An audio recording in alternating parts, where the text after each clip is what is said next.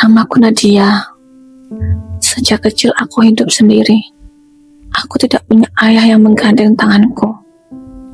Tidak punya ibu yang memelukku saat aku menangis.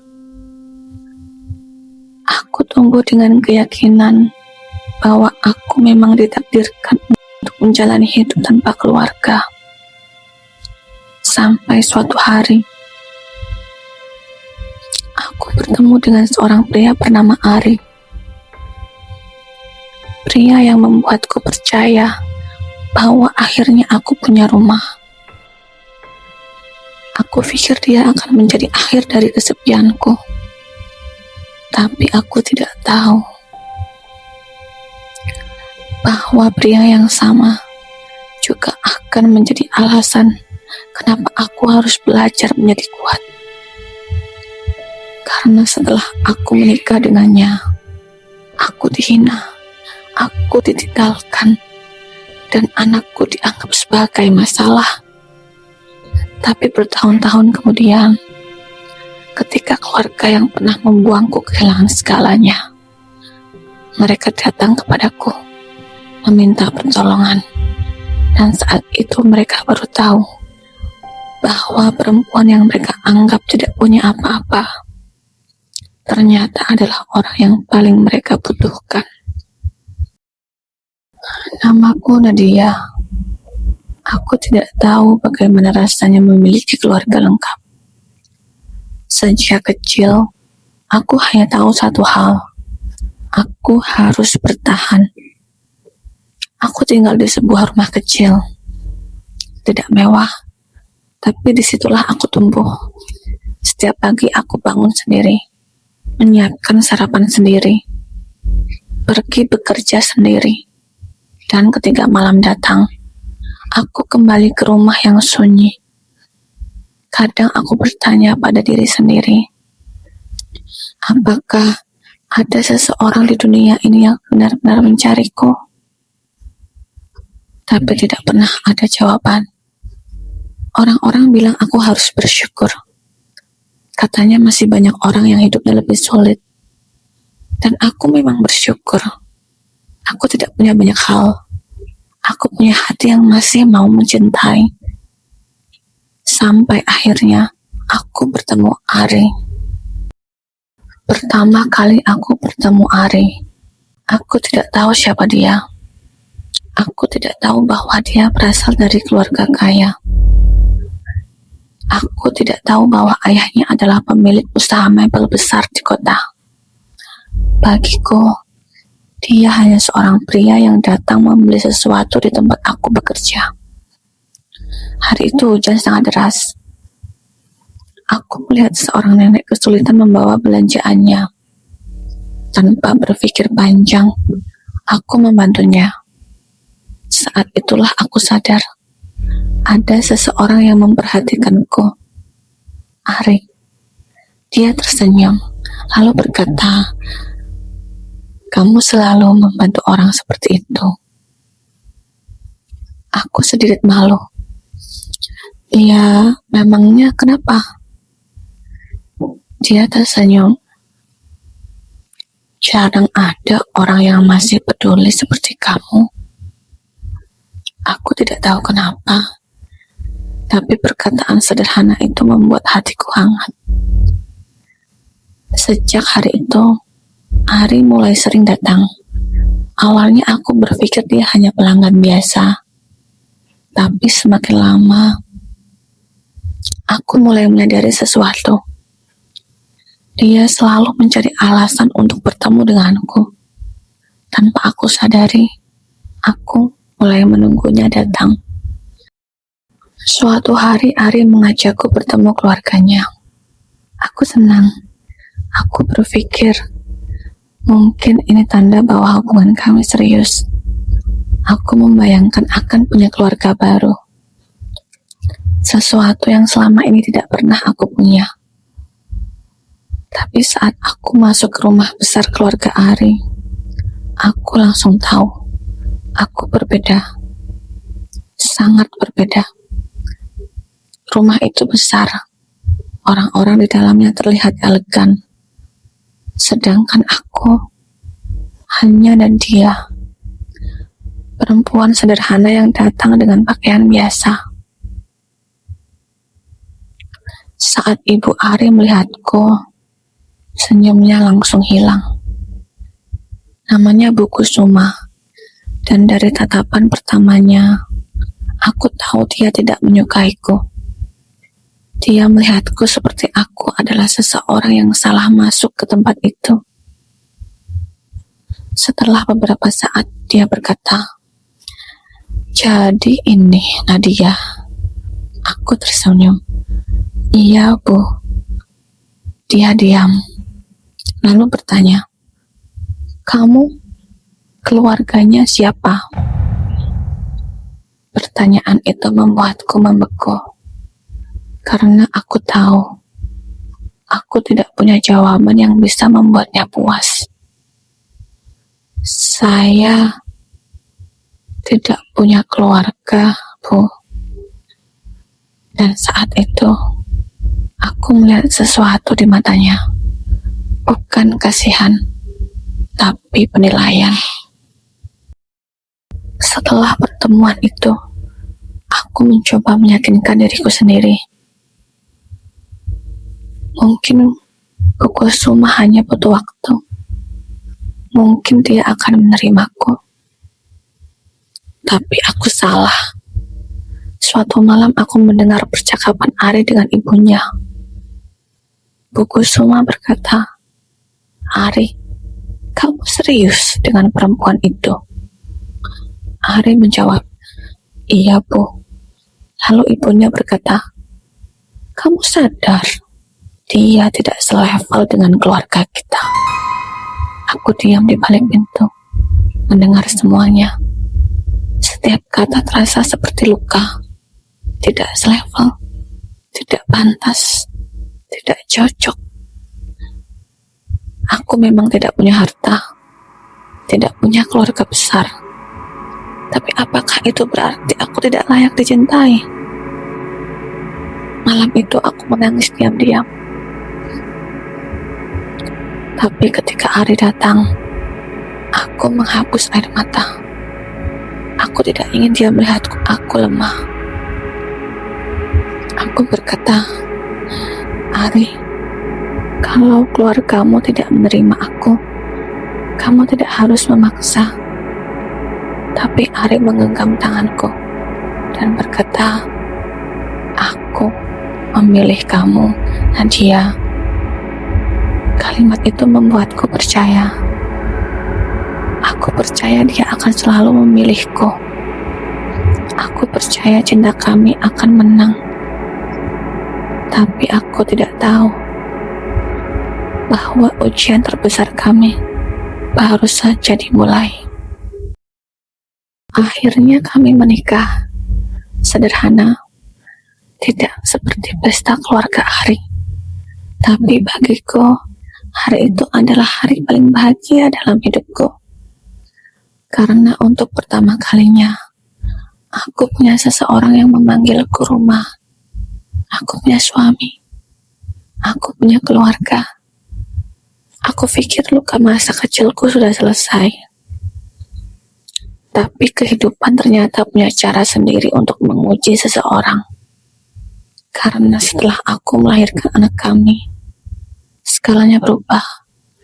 Dan aku tidak tahu bahwa bayi kecil yang seharusnya membawa kebahagiaan akan menjadi alasan kenapa banyak orang mulai menjauh dariku. 9 bulan berlalu. Selama masa kehamilan, aku merasa hidupku akhirnya sempurna. Setiap malam Ari selalu menemaniku.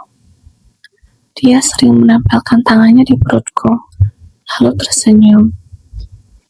"Nadia, nanti kalau anak kita lahir, aku mau jadi ayah yang hebat."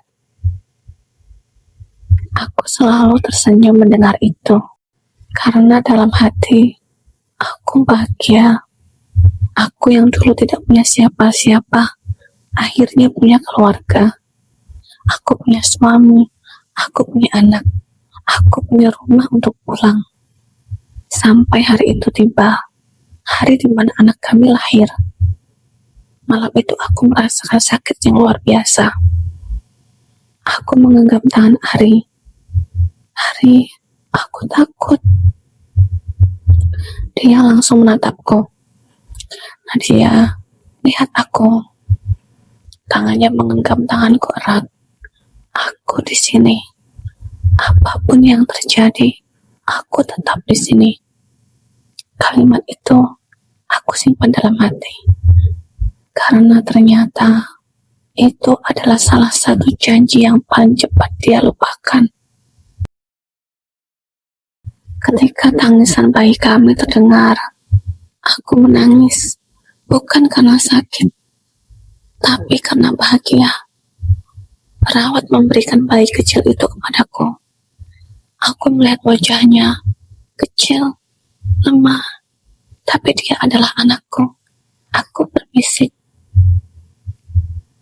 "Halo nak, ibu sudah menunggumu."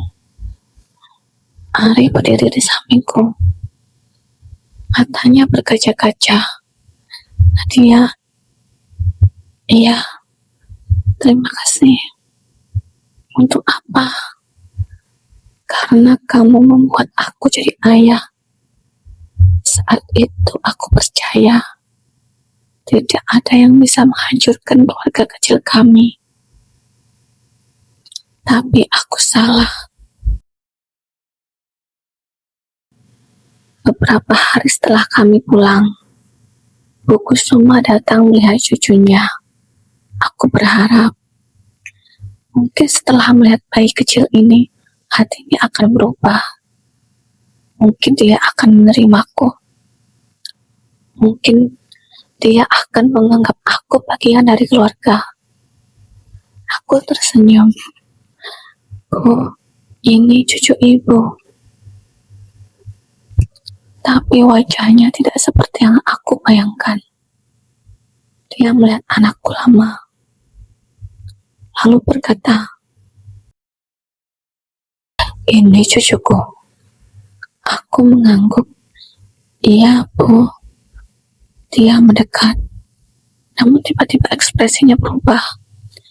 Dia bertanya, "Ari sudah tahu?" Aku bingung. "Tahu apa, Bu?" Bu Kusuma menatap anakku. Kondisinya, dadaku langsung terasa sesak. "Maksud ibu?" Dia menarik nafas. "Nadia, jangan pura-pura tidak tahu. Anak ini berbeda." Aku langsung memeluk anakku. Tanganku gemetar. "Berbeda bagaimana, Bu?" Dia hanya berkata, "Kamu harus siap. Jangan berharap hidup kamu akan mudah." Setelah itu dia pergi dan meninggalkan aku dengan ribuan pertanyaan. Aku mulai memperhatikan anakku. Aku mencari tahu. Aku membaca. Aku bertanya kepada dokter. Sampai akhirnya aku mendengar kata yang membuat hatiku hancur. Autisme. Anakku berada dalam spektrum autisme. Awalnya aku menangis. Bukan karena aku tidak menerima anakku. Tidak. Sama sekali bukan. Aku menangis karena aku takut.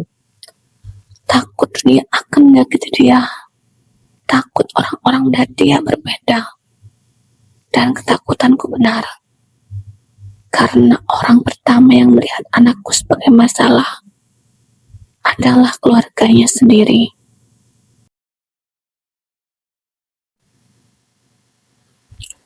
Aku belajar semuanya tentang anakku. Aku belajar cara berkomunikasi dengannya. Aku belajar cara mendampinginya. Aku membawa dia terapi. Aku mencari informasi. Aku melakukan apapun. Karena dia adalah anakku. Dan aku mencintainya. Awalnya Ari masih bersamaku. Dia berkata, Kita hadapi ini bersama. Kalimat itu membuatku kuat. Tapi perlahan, Ari mulai berubah. Dia mulai pulang terlambat. Mulai jarang menemani terapi. Mulai banyak diam. Aku mencoba memahami.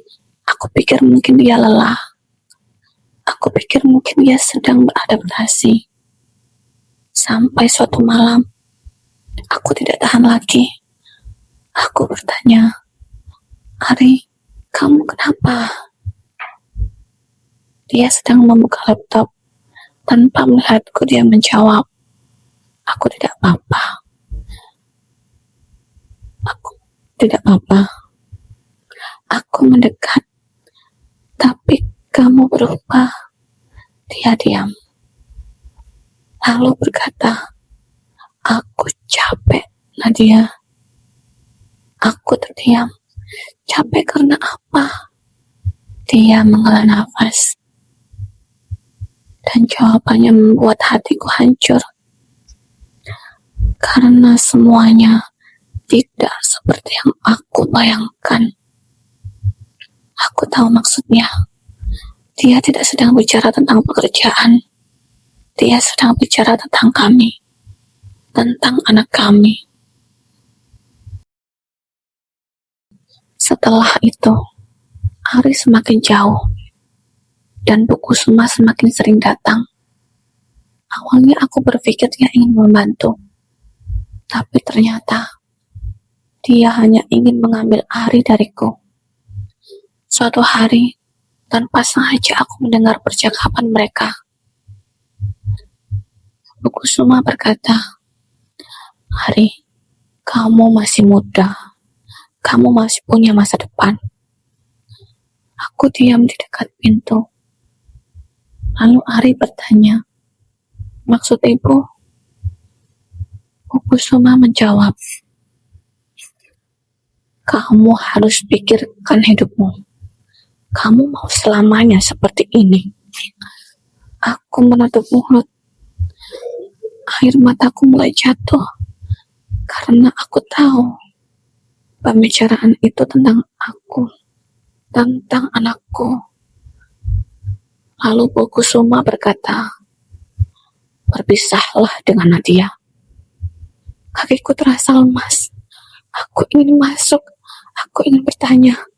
Aku ingin berteriak. Tapi aku tidak bisa. Karena aku takut mendengar jawaban Ari. Dan beberapa detik kemudian, Ari berkata sesuatu yang membuat hatiku berhenti.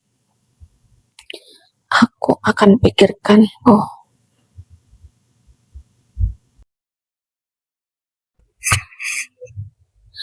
Malam itu aku menunggu Ari pulang. Aku tidak marah. Aku hanya ingin mendengar kebenaran. Ketika pintu terbuka, dia melihatku dan langsung tahu aku sudah mendengar semuanya. Ari, iya, aku dengar. Wajahnya berubah. Nadia, aku menangis. Aku cuma mau tahu. Selama ini, kamu benar-benar ingin meninggalkan aku. Dia diam. Dan diamnya lebih menyakitkan daripada jawaban apapun. Aku bertanya lagi. Apakah aku dan anak kita adalah kesalahan? Ari langsung berkata, jangan bilang begitu. Tapi kamu berpikir untuk pergi. Dia menunduk. Aku mengerti. Saat itu aku tahu. Aku sedang kehilangan suamiku. Bukan karena kematian, tapi karena pilihannya sendiri. Beberapa minggu kemudian, Ari mengajukan perceraian. Aku memohon bukan untuk diriku. Aku memohon untuk anak kami. Ari, Kalau kamu sudah tidak mencintaiku, aku terima. Tapi jangan tinggalkan anakmu. Dia membutuhkan ayahnya. Ari hanya berkata, aku minta maaf. Dan kalimat itu menjadi akhir dari keluarga kecil yang selama ini aku perjuangkan. Hari aku pergi dari rumah Ari, aku membawa koper kecil, aku membawa anakku, dan aku membawa luka yang tidak terlihat. Aku kembali menjadi Nadia yang dulu, sendirian. Tapi kali ini, aku tidak benar-benar sendiri, karena ada seorang anak kecil yang membutuhkan aku, dan aku berjanji, aku tidak akan meninggalkan dia, tidak seperti ayahnya. Tapi aku tidak tahu bahwa saat aku berjuang membesarkan anakku di tempat lain, kehidupan Ari dan keluarganya mulai runtuh, dan takdir sedang menyiapkan pertemuan yang akan mengubah segalanya. Karena sebuah rahasia besar tentang masa laluku akan segera terungkap. Setelah resmi bercerai dengan Ari, aku kembali ke rumah kecilku. Rumah yang dulu menjadi saksi bagaimana aku bertahan hidup sendirian. Tapi kali ini berbeda. Dulu aku pulang membawa kesepian. Sekarang aku pulang membawa seorang anak. Anak yang harus aku lindungi. Malam pertama aku kembali. Aku duduk di samping tempat tidurnya. Aku melihat wajah kecilnya yang sedang tertidur. Dan dia tidak tahu bahwa ibunya sedang berusaha sekuat tenaga agar dunia tidak menyakitinya. Aku menyentuh tangannya, lalu aku berbisik, "Nak, mungkin hidup tidak mudah untuk kita. Tapi ibu janji satu hal. Ibu tidak akan pernah meninggalkan kamu." Air mataku jatuh, bukan karena aku lemah, tapi karena aku sadar. Mulai hari itu, aku adalah satu-satunya orang yang dimiliki anakku.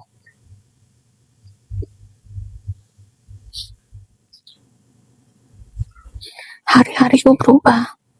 Aku bekerja lebih keras. Pagi aku mengurus anakku. Siang aku bekerja. Malamnya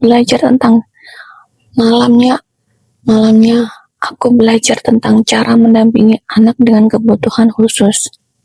Aku mencari informasi. Aku mengikuti komunitas orang tua. Aku belajar memahami dunia anakku. Banyak orang bertanya, "Nadia, kamu tidak capek?" Aku hanya tersenyum. Tentu aku capek. Aku manusia. Aku juga pernah menangis. Aku juga pernah merasa ingin menyerah. Tapi setiap kali melihat anakku tersenyum, aku tahu aku harus bertahan. Karena seorang ibu bisa kehilangan banyak hal, tapi tidak dengan harapan untuk anaknya. Aku tidak tahu bahwa di sisi lain kota, hidup Ari mulai berubah. Setelah meninggalkan aku, Ari pikir semuanya akan menjadi lebih mudah. Dia pikir masalahnya sudah selesai.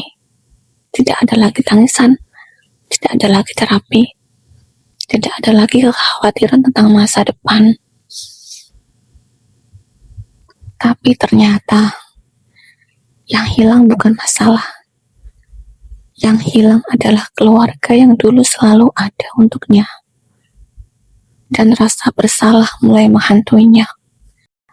Aku tidak tahu semua itu saat itu, karena aku terlalu sibuk bertahan hidup.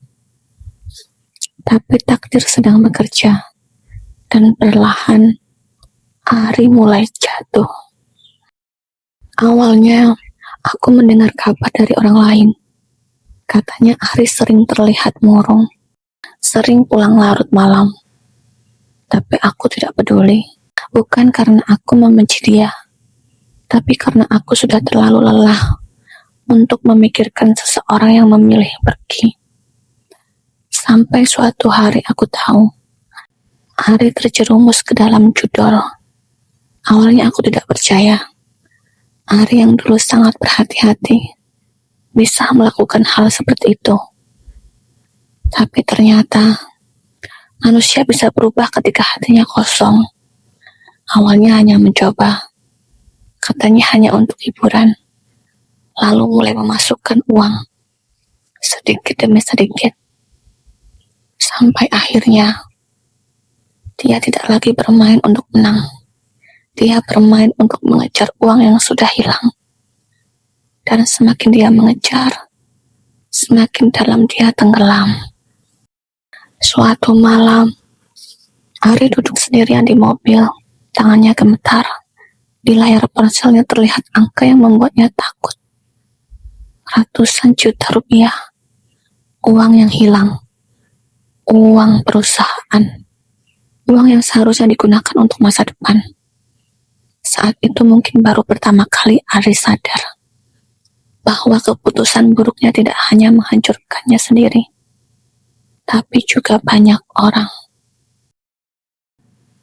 Keluarga Kusuma yang dulunya dikenal sukses mulai mendapat masalah. Usaha mebel yang selama puluhan tahun dibangun Pak Kusuma berada di ujung kehancuran. Aku masih ingat, dulu orang-orang melihat keluarga mereka sebagai keluarga sempurna. Rumah besar, bisnis besar, nama besar. Tapi aku belajar satu hal. Tidak ada keluarga yang benar-benar sempurna. Karena terkadang di balik pintu besar sebuah rumah ada banyak luka yang tidak terlihat. Pak Kusuma mendapat pesanan besar dari seorang pelanggan. Nilainya miliaran rupiah. Awalnya semua berjalan lancar.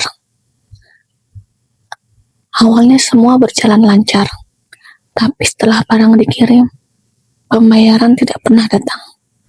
Ternyata pelanggan itu menipu. Perusahaannya palsu, semua dokumen palsu. Dalam waktu singkat, keluarga itu kehilangan banyak hal. Aku tidak tahu kapan tepatnya Bu Kusuma mulai menyesal. Tapi suatu hari, dia kembali ke rumah lama kami. Rumah tempat aku dulu tinggal bersama Ari. Rumah yang penuh kenangan. Katanya dia berdiri di depan kamar yang dulu menjadi kamarku.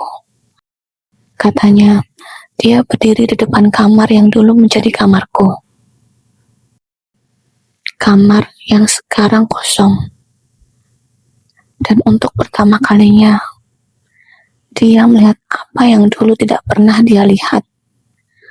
Bukan kamar seorang perempuan miskin, tapi kamar seorang ibu yang pernah berjuang. Dia melihat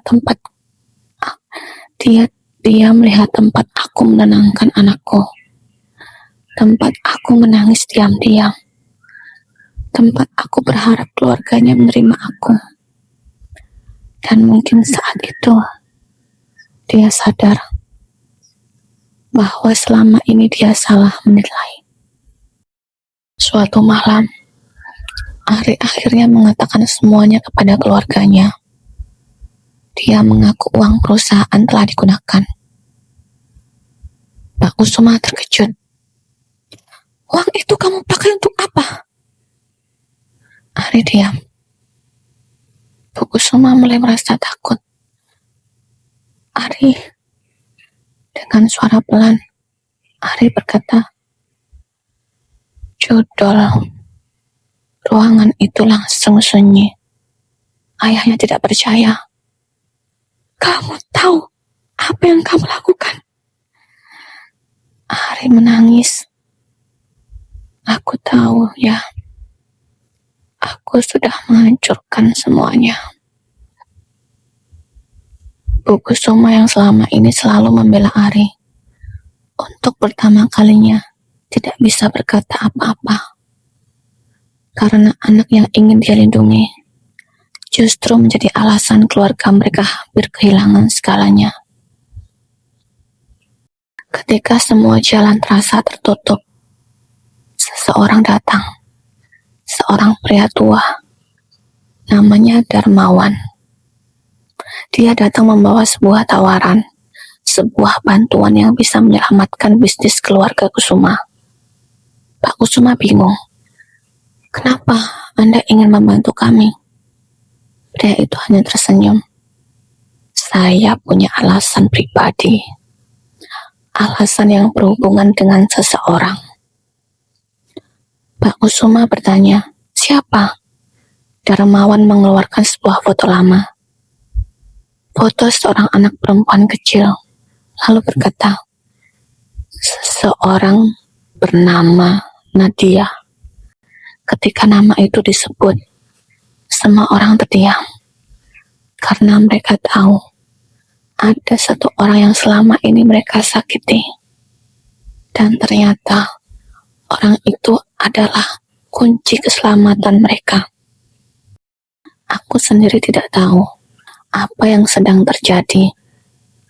Sampai suatu hari, saat aku sedang menemani anakku terapi, seorang pria tua datang menghampiriku. Dia melihatku lama. Matanya berkaca-kaca lalu berkata, Nadia. Aku menoleh. Iya, Pak. Tangannya gemetar.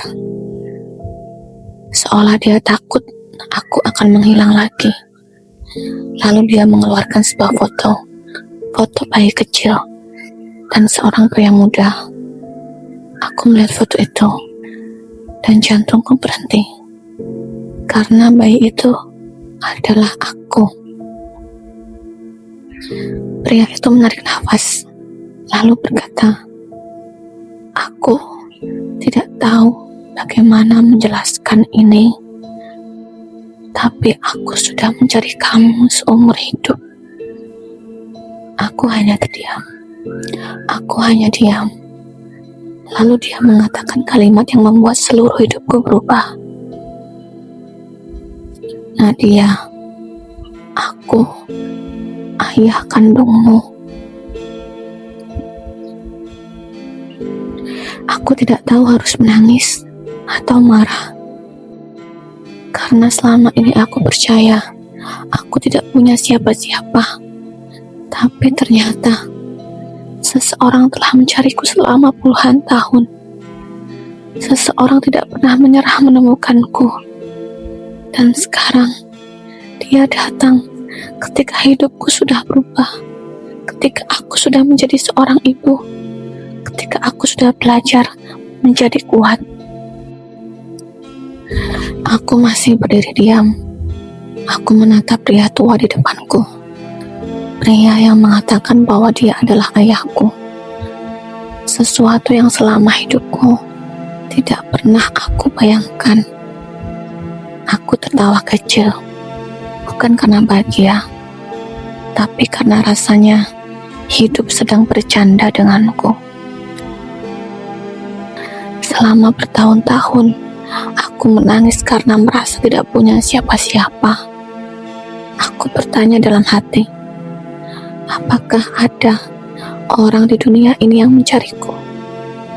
Dan sekarang, jawabannya berdiri tepat di depanku. Aku menatapnya, lalu bertanya, kalau Bapak benar ayah saya, kenapa baru datang sekarang? Pria itu langsung menunduk. Dan untuk pertama kalinya, aku melihat seorang laki-laki dewasa menangis karena penyesalan. Dia berkata, ayah mencarimu, Nadia. Ayah tidak pernah berhenti Tapi ayah gagal menemukanmu. Kalimat itu membuat hatiku bergetar. Karena seumur hidup, aku hanya ingin tahu satu hal. Apakah aku pernah berarti bagi seseorang? Dan hari itu, aku mendapatkan jawabannya. Namanya Darmawan. Dia bercerita bahwa dulu ketika aku masih bayi, terjadi masalah besar antara dia dan ibuku. Setelah perpisahan itu, ibuku membawaku pergi. Darmawan mencari ke banyak tempat bertahun-tahun, tapi tidak pernah menemukan jejakku. Ayah selalu menyimpan foto ini. Dia menunjukkan foto kecilku. Bahkan ketika semua orang mengatakan mungkin ayah tidak akan menemukanmu, ayah tetap percaya suatu hari kita akan bertemu. Aku menggigit bibir. Aku ingin marah. Aku ingin bertanya kenapa dia tidak datang lebih cepat. Kenapa aku harus tumbuh sendiri? Tapi melihat matanya, aku tahu dia juga terluka. Akhirnya aku berkata, "Saya sudah memaafkan, Pak." Dia terkejut. "Kamu tidak marah?" Aku tersenyum sedih. Saya sudah terlalu lama membawa rasa kehilangan. Saya tidak ingin hidup saya habis hanya untuk marah. Dan saat itu, untuk pertama kalinya, aku merasa benar-benar punya keluarga. Setelah pertemuan itu, ayahku mulai hadir dalam hidupku. Untuk pertama kalinya, aku tahu rasanya punya seorang ayah. Seseorang yang bertanya, "Kamu sudah makan? Kamu capek? Bagaimana keadaan cucu ayah?" Hal-hal sederhana, tapi bagiku, itu adalah sesuatu yang sangat mahal. Namun ada satu hal yang belum aku ketahui, bahwa ayahku juga mengetahui apa yang terjadi padaku, tentang Ari, tentang perceraian, tentang bagaimana aku dibuang ketika aku sedang membutuhkan dukungan. Suatu hari dia bertanya, "Nadia, kenapa kamu tidak pernah cerita?" Aku tersenyum kecil, karena saya tidak ingin terlihat lemah. Ayah menatapku. "Nak, orang kuat bukan orang yang tidak pernah menangis. Orang kuat adalah orang yang tetap berjalan meskipun pernah dihancurkan." Kalimat itu membuatku menangis, karena selama ini aku selalu berpikir aku harus kuat sendirian. Padahal aku hanya tidak pernah punya tempat untuk bersandar. Beberapa hari kemudian, aku mendapat kabar keluarga Ari sedang mengalami masalah besar. Awalnya aku tidak peduli. Bukan karena aku membenci mereka, tapi aku sudah punya hidup sendiri. Aku punya anak, aku punya ayah. Aku sedang berusaha membangun masa depan. Sampai akhirnya, ayah berkata, "Nadia, ayah ingin kamu ikut menemui seseorang." Aku bertanya, "Siapa?"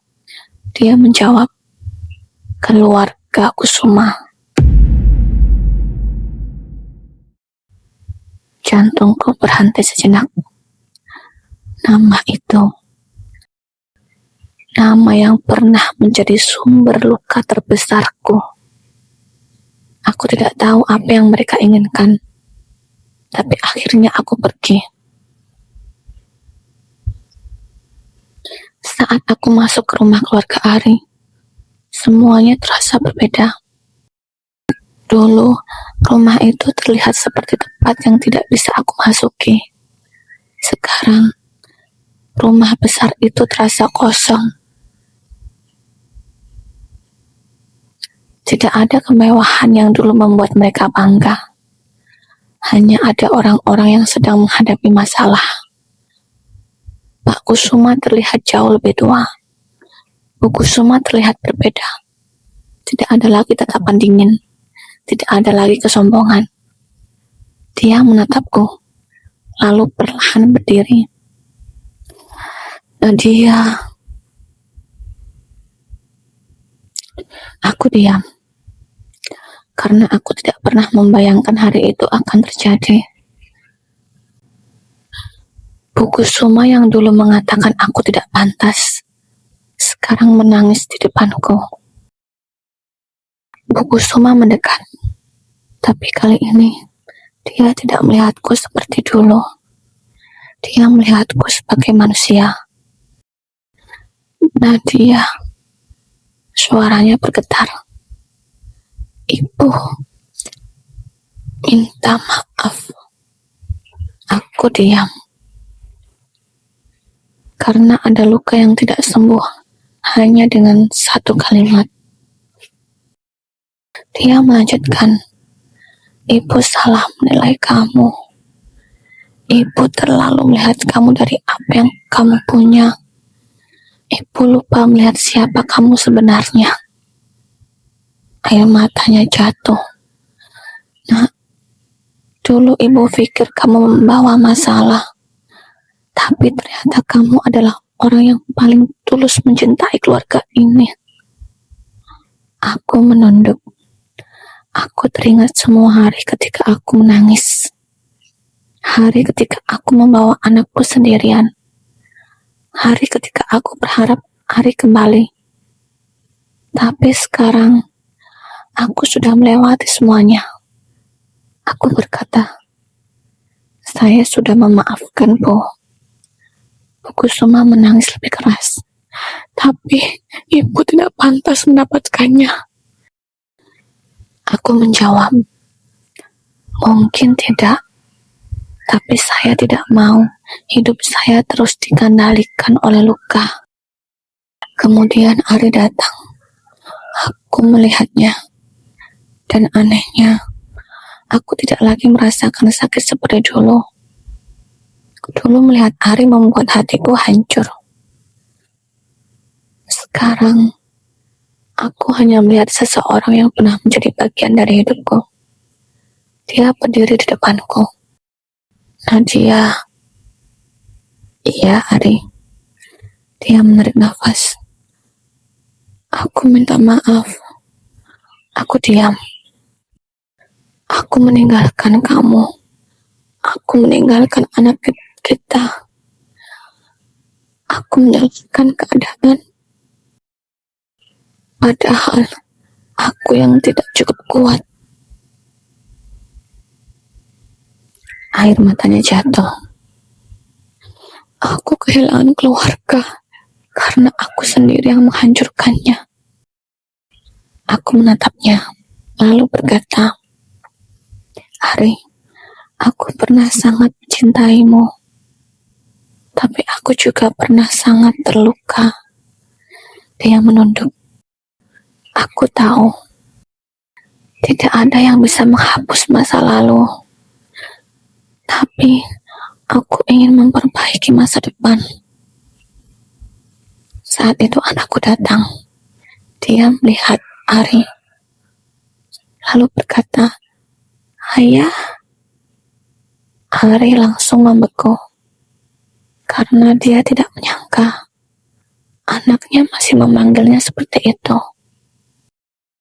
Dia berjongkok, menatap anaknya. Iya, Nak. Ayah di sini. Anakku tersenyum. Dan aku melihat sesuatu yang sudah lama hilang dari wajah Ari. Kebahagiaan. Dengan bantuan ayahku, usaha keluarga Kusuma perlahan terselamatkan. Tapi bukan hanya bisnis mereka yang berubah, orang-orangnya juga berubah. Pak Kusuma mulai lebih rendah hati. Bu Kusuma belajar menerima. Ari belajar bertanggung jawab. Dan aku akhirnya menemukan apa yang selama ini aku cari. Bukan harta, bukan kemewahan, tapi keluarga. Bertahun-tahun lalu, aku adalah perempuan yang mereka hina. Perempuan yang dianggap tidak sepadan. Perempuan yang dianggap membawa masalah. Tapi kehidupan menunjukkan sesuatu. Kadang seseorang yang terlihat paling kecil justru memiliki hati paling besar. Dan orang yang terlihat paling kuat bisa jatuh ketika kehilangan semuanya. Aku Nadia. Aku pernah kehilangan suami. Aku pernah kehilangan harapan. Aku merasa dunia meninggalkanku. Tapi ternyata aku tidak pernah benar-benar sendiri. Karena ada seorang ayah yang tidak pernah berhenti mencariku. Ada seorang anak yang membuatku terus kuat.